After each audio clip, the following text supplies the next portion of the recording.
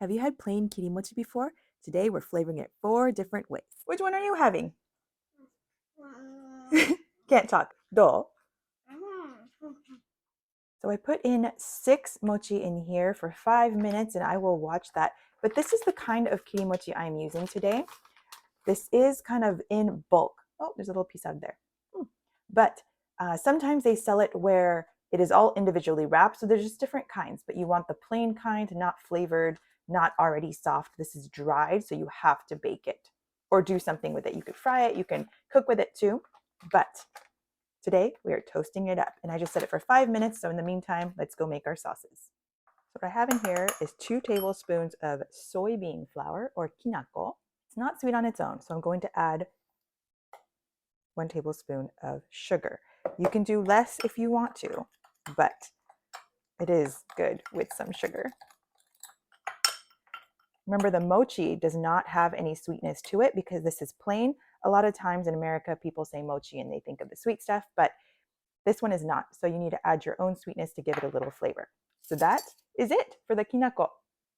You are going to need a little hot water so that you dip your mochi in there and then it sticks. Otherwise, it will not stick. Now let's move on to the sweet soy sauce. So I really like it with sugar because just the soy sauce itself, I feel like it's a little different, but some people do just eat it with plain soy sauce. So that is your choice, but I'm going to add a little bit of sugar. I'm going to do 2 tablespoons of the soy sauce. I'm going to do half. You can always add more as you taste and go, but I don't want it super, super sweet. I just want it to have a little bit. So let's go ahead and add 2 tablespoons of soy sauce to this. Mix it up. I like using brown sugar just because it has the taste that I like, but feel free to use white sugar if that is your preference or that's what you have. And it's not going to completely melt, but you want it to at least blend together so every bite has some good stuff. So this is very traditional, but I'm going to add a little bit of black sesame because it's good for you and because I love black sesame. If you are a sesame fan, check this out. It's going to be delicious. But again, I'm going rogue, so if you want the traditional, just stick with the brown sugar and soy sauce. All right, 2 sauces done. And the other one's kind of a cheater because this is my Yuzu barbecue sauce from Bajan's. And sorry, it's kind of dirty, but it gets messy up here. It's absolutely a favorite to just have on hand. And it's perfect for mochi. If you've seen some of my other videos when I was doing a taste test and a review of this, we love it. We love it on all sorts of things, but this is another one just to have around for cheater times like this. Let's check out our mochi, shall we? Oh, look at that. Oh no, I might have a mess on my hands again. This one's okay. It didn't stick too much. And this is kind of the perfect-ish. And you have to keep an eye on it and see if it's getting crazy. I was doing the sauces and didn't watch it very well. That one was okay, but I thought it was going to stick to the bottom.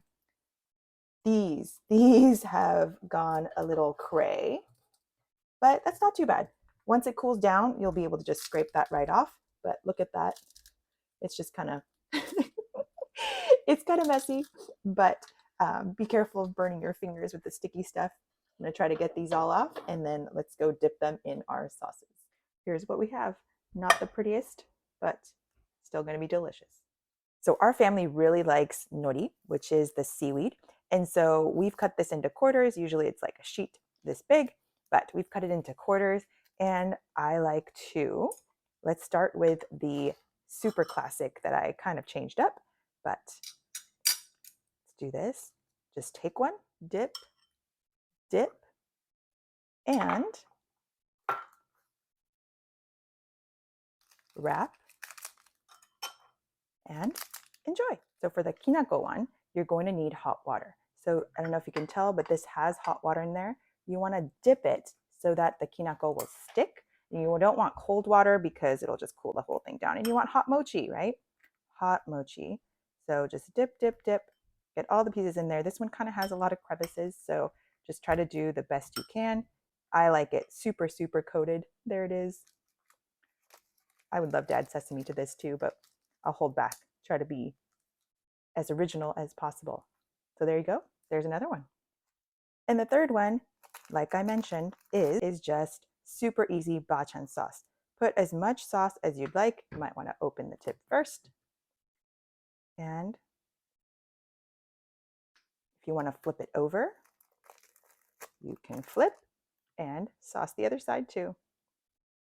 A very similar concept to the sweet soy sauce, just pre-made, so it's a lot easier. So there you go. And then I'm going to give you a bonus, which is my kids' favorite. Honey with sakusaku. I actually really like it with just sakusaku shoyu. If you haven't seen that video, go check it out because I love this stuff and that'll tell you how much I love this stuff. But my kid likes it with honey too. Apparently it's a thing now. So this is what he does all the time. Just does this. Put a little honey, a little line of honey. And look at this garlicky sesame goodness, if you can see it. Oh, he puts way more than that. That's kind of a lot, but oh, that's kind of a lot. Okay. And just mix it around. And that is what he does, friends.